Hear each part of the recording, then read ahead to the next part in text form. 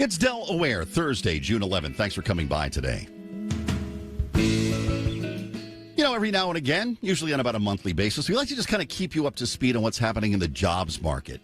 Out of, concern for people that are out there looking to find work, and for the rest of you, just keeping you kind of in the know, if you will. And when we do that, we talk to Chris Burkhard, Placer Staffing in Newark.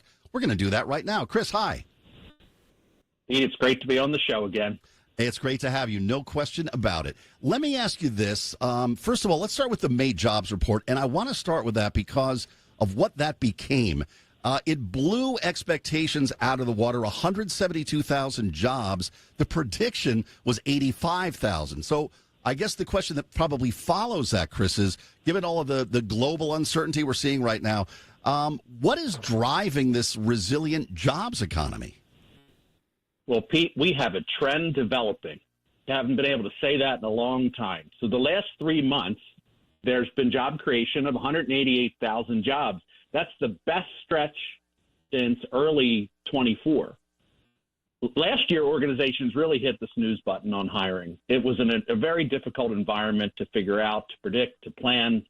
What I see today is, yes, it's uncertain, but businesses have a much better handle on what growth kind of looks like.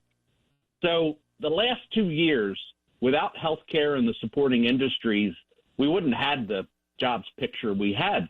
Now there's growth happening in more industry sectors. So, what's interesting about that, leisure and hospitality added almost 70,000 jobs. Local government added 55,000 jobs. Healthcare is always the bell winner with 47,000 jobs, but we're starting to see the other sectors hire a bit. That just hasn't been the case. Well, we saw this jobs roller coaster early in the year. We saw the huge job loss in February, but then back-to-back growth March, April, and May. So from where you sit, Chris, are we finally finding kind of a new normal or a stable baseline for this 2026 labor market? I think it's a difficult but important question. It's been a long time since we had previous month job reports be, adjusted up.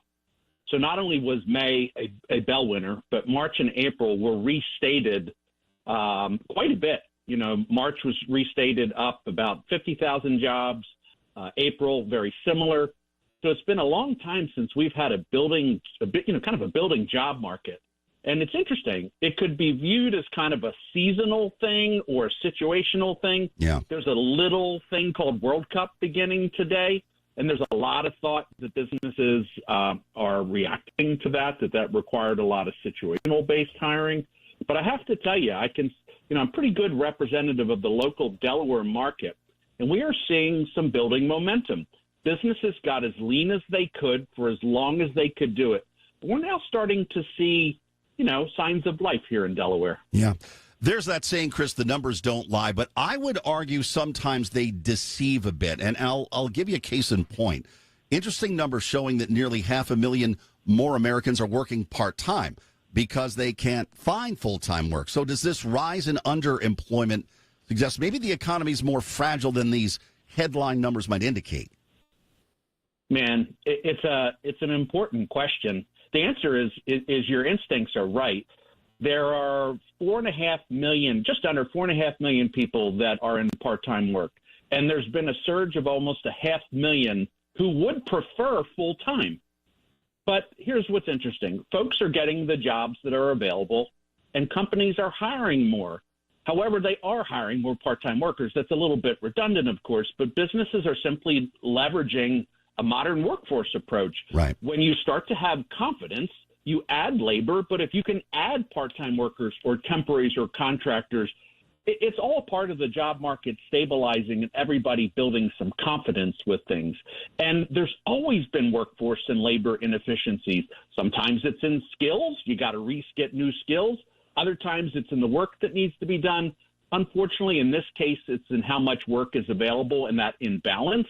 But here's what's interesting. There is, that term, the side hustle. There are many part-timers that do this on purpose. They feel more comfortable with 2 or 3 part-time roles. And there is a lot of folks, just based on the nature of the costs of things, that have a full-time job and a part-time job. That side hustle is alive and well. Let's walk that fence line just a little bit further. These latest numbers showing that temporary jobs jumped up again in April. They did so in May modestly as well. Are we seeing employers then turn to these contingent or these temporary workers, maybe because they're still hesitant to commit to permanent full-time hires? Well, it's an important question because the workforce knows this is a way to get a job more quickly or to get to get into a big brand name where it might take months or quarters on their own. So jobs are growing again, and temporary staffing is often an early indicator of job growth. Where am I coming from with that? Well, the conditions are very ripe right now that you're going to see much more of that. Businesses are lean. They have more work to do. The traditional strategy is, how do I get this work done without overcommitting to lots of people? The worst thing would be if this trend doesn't sustain itself. So, that's what our industry does. We help people ramp up quickly and hire fast and flexibly. And this is the conditions where it starts to happen quite a bit.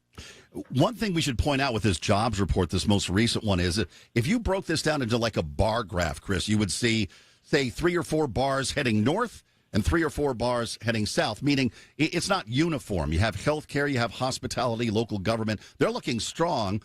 Tech and media, finance, shedding jobs. So what about that divide? What does that mean for, let's say, local job seekers who maybe need to pivot industries right now? Pete, we've been having this discussion once a month for as long as I can remember at this point. And one of the things I finally saw is that the number of jobs being advertised finally jumped up substantially. So there are more jobs to go after. So you're right about that bar chart. Some going up, some going down.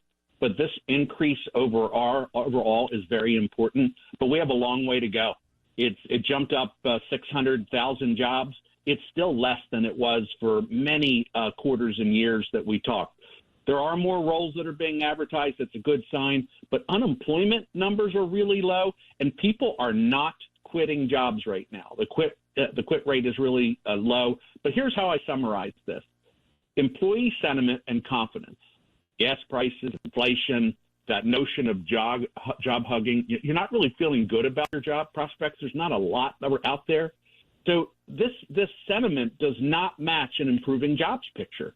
Workers, and I think all of us, are going to need to see more of this to build confidence in order for them to consider moving and taking advantage of what is a brewing trend. I just think the confidence is not quite there yet across the average worker to go make a jump. And I think all that is part and parcel of why a lot of people are saying that employers hold the leverage right now. They're very selective and looking for highly specialized and senior talent. So if entry-level hiring's cooled off, Chris, what advice do you have for recent grads, the kids that just walked down the aisle, or younger workers even trying to break into the market now?